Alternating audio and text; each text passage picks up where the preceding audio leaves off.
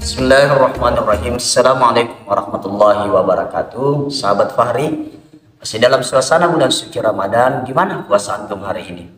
Masih puasa? Atau jangan-jangan puasa Anda sudah bocor ya? Sudah bolong-bolongnya? Sudah berapa juz dari Al-Quran yang telah Anda baca? Jangan-jangan baru hanya sebatas 3 kul aja. Qul huwallahu, qul a'udzu birabbil falaq, sama qul a'udzu birabbin nas. Masya Allah. Sahabat Fahri, sahabat YouTuber, hari ini insya Allah saya mau angkat satu kisah tentang Syekh Abdul Qadir Al-Jailani, waliullah, kelahiran Gilan. Gilan itu di mana? Gilan itu ada di daerah yang terletak di selatan Laut Kaspia dan sekarang menjadi provinsi Mazandaran, berada di wilayah Iran. Sahabat Fahri, ada kisah menarik dari Abdul Qadir Al-Jailani ketika beliau masih remaja. Diceritakan bahwa ketika Syekh Abdul Qadir Al-Jailani masih remaja, ia ingin pergi menuntut ilmu ke negeri Irak. Negeri Irak itu tetangganya Iran, ada Irak, ada Iran. Maka Abdul Qadir pun pergi ke Irak bersama kafilah atau rombongan dagang yang akan berniaga atau berdagang ke Syam. Sahabat Fahri, singkat cerita, di tengah perjalanan mereka dicegat oleh para perampok. Para perampok itu kemudian merampas semua barang dagangan milik kafilah dagang yang diikuti Syekh Abdul Qadir Al-Jailani, dan hanya Abdul Qadir yang luput dari perhatian para perampok itu. Ya, mungkin para perampok itu berpikir Abdul Qadir yang masih remaja pasti tidak memiliki harta apa-apa selain baju yang sangat sederhana yang dikenakan oleh Abdul Qadir ketika itu. Sahabat Fahri, ketika perampok lain mengemasi harta rampokannya, rupanya ada salah seorang perampok yang kemudian iseng mendekati Abdul Qadir Al-Jailani. Boleh jadi perampok itu penasaran lalu bertanya, kenapa ada bocah kecil? Kenapa ada bocah mengikuti rombongan kafilah? Lalu kemudian, hai bocah ingusan, ngapain lu di sini? Ya mungkin bahasanya seperti itu ya. Perampok itu ya bertanya dengan kasar pada Abdul Qadir, ngapain lu di sini, hai bocah ingusan? Maka Abdul Qadir pun menjawab, aku ikut karena ingin menuntut ilmu ke Baghdad, Tuan. Apakah kamu memiliki harta? Ya, tanya perampok itu lagi dengan mimik tidak yakin. Mungkin dia tidak yakin, ya. Dia sedikit penasaran, ya. Barangkali saja Abdul Qadir memiliki barang berharga. Namun di luar dugaan, sahabat Fahri, Abdul Qadir menjawab ketika ditanya dengan penuh kejujuran. Dia menjawab dengan penuh kejujuran, ya, aku memiliki 40 dinar, Tuan. Abdul Qadir menjawabnya dengan jujur dan tegas. Sedikit pun tak ada rasa takut dalam dirinya, karena dia yakin bahwa ada Allah yang senantiasa melindunginya. Dan dia juga ingat pesan ibunya yang menasehatinya agar selalu berkata jujur. Ya, perampok yang mendengar kejujuran Abdul Qadir yang mengatakan bahwa dia memiliki uang 40 dinar, ya tentu saja kaget dan berkata, apa? 40 dinar? Sahabat Fahri, di sini saya mungkin tidak akan menjelaskan 40 dinar itu kalau diuangkan dalam bentuk rupiah Indonesia berapa jumlahnya ya. Silakan antum, ya kita bisa cari sendiri. Saya kembali, saat Abdul Qadir jujur mengatakan bahwa ia membawa uang 40 dinar, perampok itu tak percaya, tidak percaya. Yang benar saja, aku tidak percaya. Mana mungkin kamu yang penampilannya seperti gembel itu memiliki uang sebanyak itu, kata perampok itu. Ya sudah, kalau Tuhan tidak percaya, aku tidak rugi, kata Abdul Qadir sedikit menantang. Ya. Lalu perampok itu kemudian terlihat sedikit bimbang antara percaya dengan tidak. Ya, akhirnya ia kemudian memutuskan dan melaporkan kepada pimpinannya, ya, kepada bosnya, bos perampok yang tengah bersiap menaiki kudanya setelah mengemasi harta rampokannya bersama dengan anak buahnya yang lain. Sahabat Fahri, setelah mendapatkan laporan dari anak buahnya, Maka kepala perampok itu kemudian lalu mendatangi Abdul Qadir dan berkata, "Hai anak muda, laporan anak buahku bahwa kamu memiliki uang 40 dinar. Apa betul demikian? Apa betul itu? Jangan engkau ya coba-coba membohongi dan mempermainkan kami. Kamu itu bisa saja kami bunuh." Ya, kepala perampok itu menggertak. "Ya, aku mengatakan yang sebenarnya. Anak buahmu saja yang tidak percaya." Ya, ujar Abdul Qadir dengan tenang. Rupanya gertakan kepala perampok itu sama sekali tidak membuat nyalinya ciut, tidak membuat dia takut. Lalu sahabat Fahri, kepala perampok itu kemudian berkata pada Abdul Qadir dengan suara agak sedikit keras, "Hai anak muda, tunjukkan uangmu." Lalu Abdul Qadir merogoh satu bagian di kantongnya, ya. Lalu terlihat tangan kanannya menggenggam buntelan kain, ya, sebuah buntelan kain dia genggam, lalu kemudian membukanya. "Ini uangku, ini uangku." Abdul Qadir bicara tegas sambil memperlihatkan uang 40 dinar yang dimilikinya kepada kepala perampok itu. Lalu mata kepala perampok itu terbelalak antara percaya dengan tidak percaya dengan apa yang dilihatnya. Kepingan-kepingan uang emas dinar menari-nari di depan matanya. Tapi anehnya sahabat Fahri, biasanya kepala perampok itu akan langsung merampas harta korbannya. Tapi kini ia hanya termangu mematung sendiri. Ya, dia mematung sendiri di antara para anak buahnya. Para anak buahnya tentu saja saat ya sangat herannya melihat tingkah laku bosnya itu. Apa yang terjadi dengan bos kita ini? Apa yang terjadi? Tidak biasanya bos kita bersikap seperti itu, ya, kata anak buahnya. Sahabat Fahri, sahabat YouTuber, kepala perampok itu kembali berkata kepada Abdul Qadir, "Hai anak muda, hai anak muda, mengapa engkau tidak berbohong saja pada kami dengan berpura-pura bahwa engkau tidak memiliki uang? Sebab jika engkau berbohong pada kami, ya, kami juga tidak akan memeriksamu, karena kami ini pun tidak menaruh curiga sedikit pun padamu, ya, bahwa kamu punya uang sebanyak itu. Akan tetapi wahai anak muda, kamu justru mengatakan yang sejujurnya bahwa kamu punya uang 40 dinar. Dan aku juga melihat bahwa kamu itu sama sekali tidak takut berhadapan dengan kami. Padahal kami ini, ya, terkenal dengan perampok yang tidak sungkan-sungkan untuk melukai bahkan membunuh korban-korban kami," kata kepala perampok itu panjang lebar kepada Abdul Qadir. Lalu kemudian Abdul Qadir menjawab dengan tenang, "Wahai Tuan, ibuku itu pernah berpesan kepadaku agar aku selalu berkata jujur dimanapun dan kondisi apapun. Karena kejujuran akan membawa kepada kebaikan dan kebenaran. Dan kebenaran akan mengantarkan kita menuju surganya Allah Subhanahu wa Ta'ala. Dan aku juga Tuhan, ya, sama sekali tidak takut kepadamu. Karena memang tidak perlu ada yang kita takuti dari seseorang manusia itu. Manusia kok takut pada manusia? Hanya Allah yang berhak untuk kita takuti, kata Abdul Qadir dengan tenang dan lugas. Sahabat Fahri, seperti terkena sengatan kalajengking, rupanya kepala perampok itu kemudian lunglai. Entah apa yang terjadi dengannya. Anak buahnya pun makin terheran-heran, ya, melihat perilaku bos mereka. Rupanya sahabat Fahri, kata-kata Abdul Qadir mengguncang sampai ke dasar hati kepala perampok itu. Hati nuraninya tersentuh. Hati nurani yang selama ini diabaikannya, tidak pernah dihiraukan bisikan hati nuraninya selama ini, kini betul-betul tersentuh dan menggelitik kesadaran kepala perampok itu.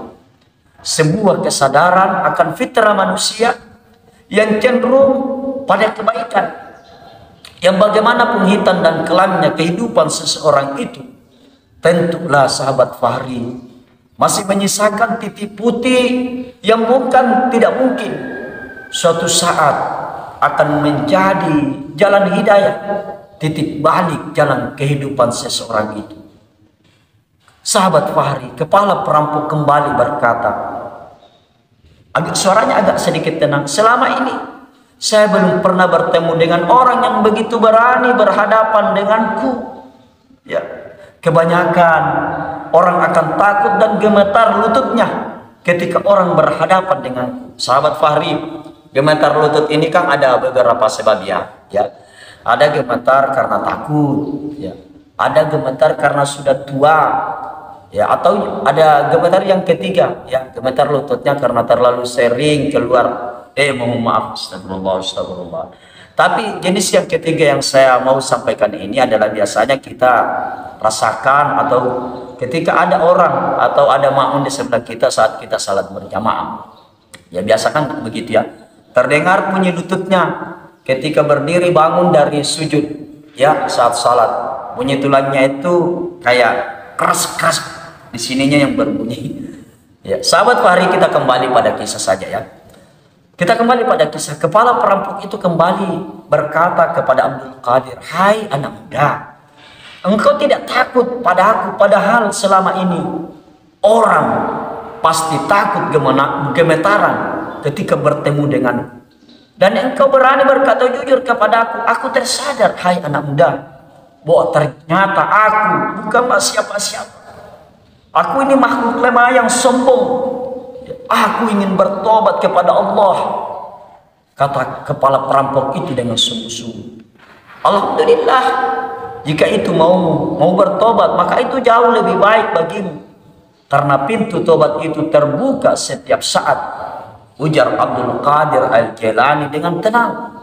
Lalu kepala perampok itu kemudian menghadap kepada semua anak buahnya, dikumpulkan anak buahnya, lalu berkata, "Hai kalian para anak buahku, kalian sudah dengar kata-kataku tadi? Kalian sudah dengar? Kini aku memutuskan untuk berhenti dari pekerjaan ini sebagai perampok. Aku ingin bertobat dan kembali ke jalan yang benar.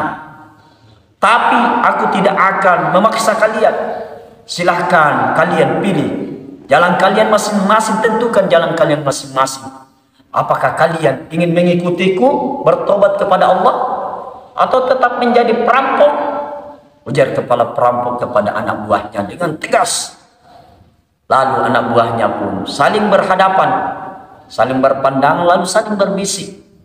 Lalu akhirnya salah seorang di antara mereka kemudian berkata, "Wahai bosku, sejak awal kami memutuskan untuk mengikuti dan setia kepadamu, wahai bosku.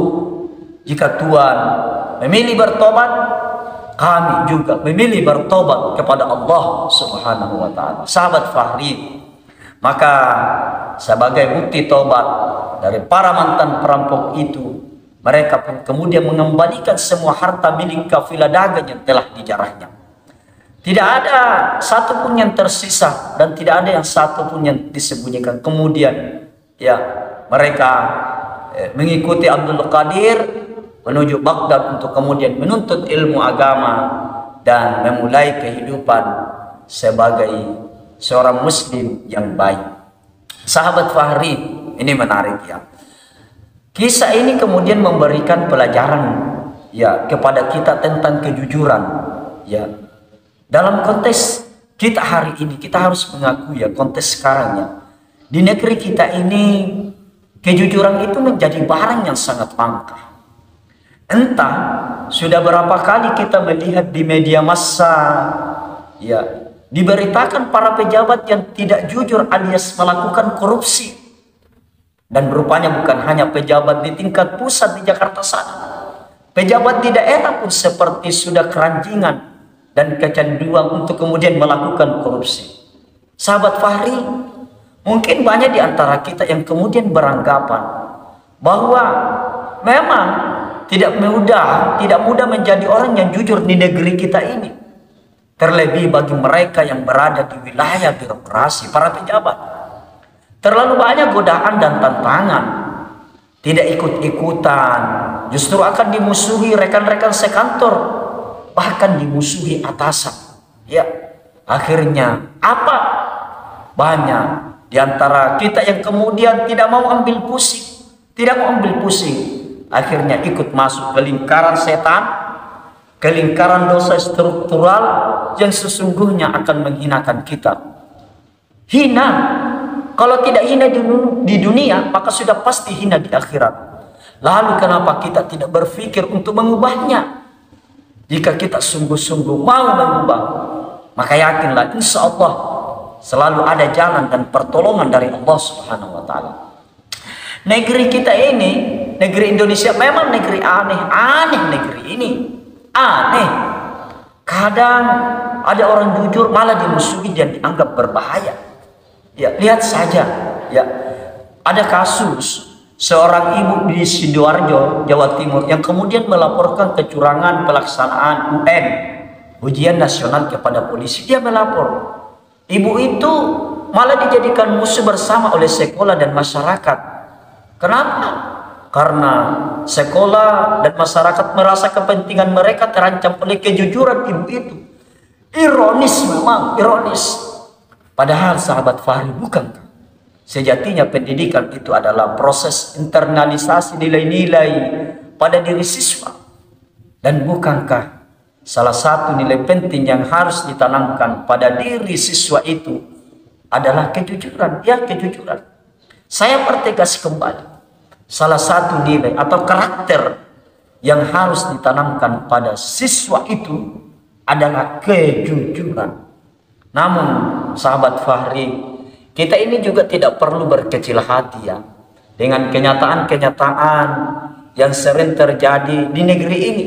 Ya, saya ingin mengajak kita semua, mengajak Anda sahabat Fahri, mengajak kita semua ya yang menonton video ini. Saya ingin mengajak kita semua, saya pertegas, saya ulangi kembali ini, mari kita selalu berada di garda terdepan untuk kemudian menegakkan kejujuran.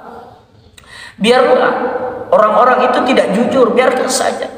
Yang penting kita tetap konsisten berkata dan bersikap jujur dimanapun dan kapanpun.